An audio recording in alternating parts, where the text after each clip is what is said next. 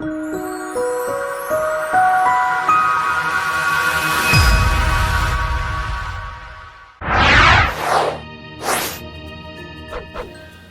ASA members. You have survived the pandemic year of 2021. So here are some updates from the Supreme Court and Title IX. Will you survive the Arizona legislature? Because it's still in session as of the filming of this video on June 29th. After deliberating in late June, the U.S. Supreme Court announced Monday it will not hear Grimm versus Gloucester County School Board, a 2015 case that had the potential to decide whether schools are violating LGBTQ students' rights when they prohibit them from using facilities such as bathrooms and locker rooms aligning with their gender identity. Only Justices Clarence Thomas and Samuel Alito voted to hear the case. Now, while the U.S. Department of Education under President Joe Biden recently announced its interpretation of Title IX, which protects LGBTQ students from sex discrimination in schools, the courts have been split, but the majority of recent decisions in federal district courts and courts of appeal have ruled in favor of LGBTQ students. Even in this case, the Grimm case, the Supreme Court declining to hear oral arguments means the lower court's decision, which was in favor of Gavin Grimm, still stands. So this decision sets a strong precedence for schools in the Fourth Circuit, that's the East Coast, stands. So a future split in circuits might necessitate a national ruling, but right now there's no national ruling. And so the majority of cases favor LGBTQ students. What does that mean for you? It means you as administrators, erring on the side of caution, would rule in favor of the LGBTQ students choosing a locker room or a bathroom that aligns with their gender preference. Something to consider. That's where the majority of the decisions are going.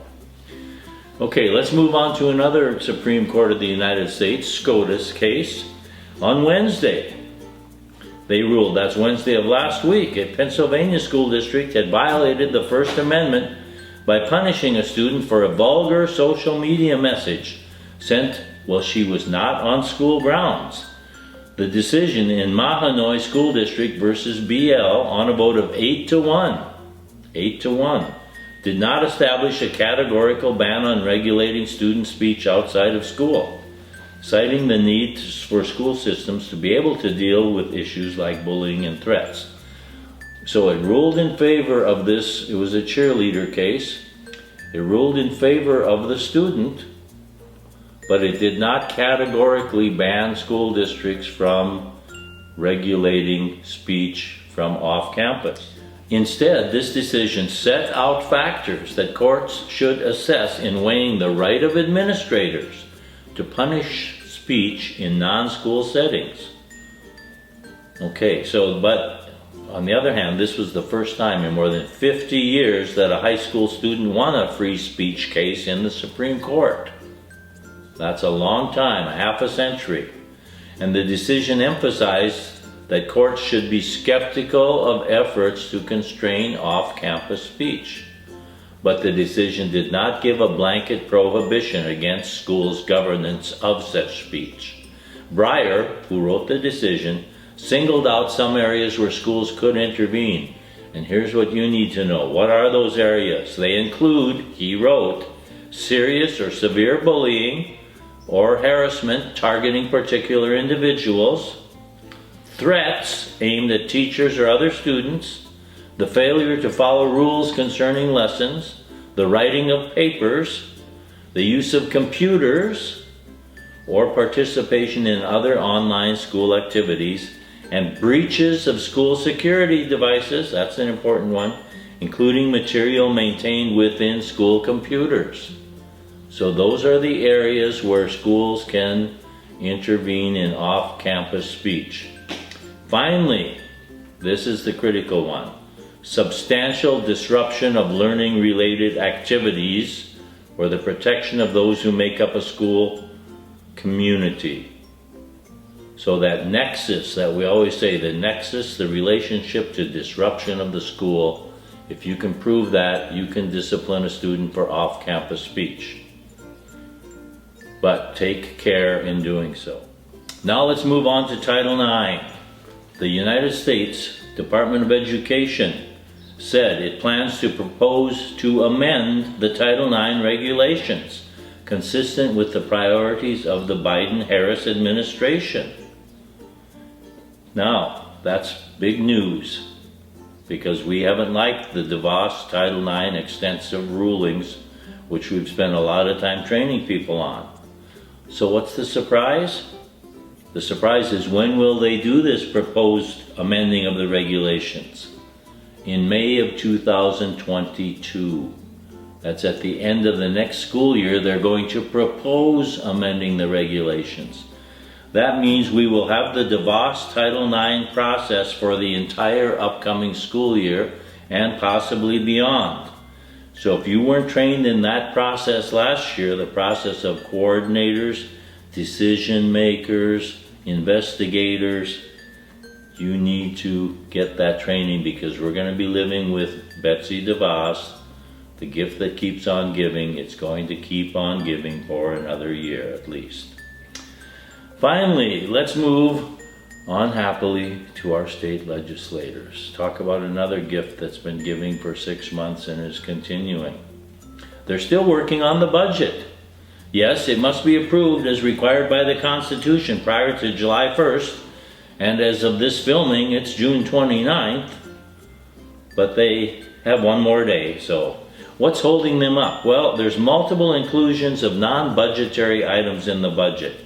Yes, they are using the budget to pass policy laws, which of course violates the Arizona Constitution's single subject clause, but violating the Constitution is not something that seems to concern our legislators. One of the things delaying it is a massive expansion of the empowerment scholarship accounts. That was put in by the Senate. 3 members of the House voted against it. So the House didn't include that, the Senate did. That's delaying it. In the Senate, it's being held up by something the House included, which was a law mandating that the State Board of Education put into social studies standards teaching on the evils of communism. But there's one senator, Boyer, who objects to this, so they've got to iron that out, among other things. We will see if they can get it done in another day. But both houses did agree on House Bill 2123. And if you're in an elementary school district or a unified district that has elementary schools, which a unified district does, then this will greatly impact you, because HB 2123 revamps school discipline in K through 4th grade. Among other things, it prohibits suspension and expulsion for students ages 6 and under. So, ages 6 and under, no suspension or expulsion for students then in preschool, K, or 1st grade. I mean, that's even a 1-day suspension. Additionally, suspension or expulsion of any K-4 student can only happen if 7, count them, 7 conditions apply. So this may drastically change how administrators in elementary schools operate. ASA will be offering some webinars in early August on these newly required procedures.